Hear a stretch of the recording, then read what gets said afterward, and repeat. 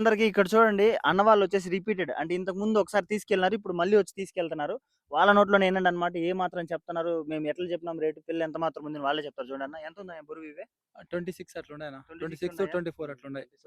ఆ! అట్లున్నాయి. అన్నలు చెప్పడం కాదు గానీ 23 కేజీలు, 24, 25 ఒక్కోటి ఒక్కొక్కలాగా ఉంటుంది. ఒకే విధంగా అయితే ఉండవు గొర్రెలు. కానీ ఇవొచ్చేసి ఫిమేల్స్ ఒక రెండైతే మగవి తీసుకున్నారు. వీళ్ళ కాస్ట్ కూడా రూ. 10,000 తీసుకున్నారన్నమాట.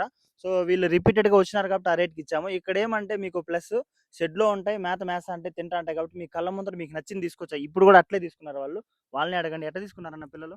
మేము నచ్చింది ఎత్తుకున్నామన్న. మేమైతే అన్న పక్కనేసినామా? లే లే మీరే మాకు తీసుకున్నారా? నచ్చింది మాకు సెలెక్ట్ చేసుకొని ఎత్తుకున్నాం. చూసారు గదా! సెలెక్టెడ్ తీసుకుంటే దాన్ని బట్టి రేట్ మాట్లాడతాము. రిపీటెడ్‌గా వచ్చేవాళ్ళు కొంచెం తగ్గిస్తాము.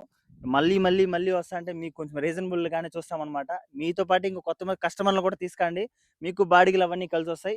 కొంచెం రీజనబుల్ రేట్‌లో ఎళ్ళొచ్చు అందరూ. కట్ట మీద తీసుకుంటే ఒకలాగా ఉంటది. పిల్ల తీసుకుంటే ఒకలాగా రేట్ అయితే ఉంటది. ఇది నూనెవాండ్లపల్లి పీలేరు దగ్గర.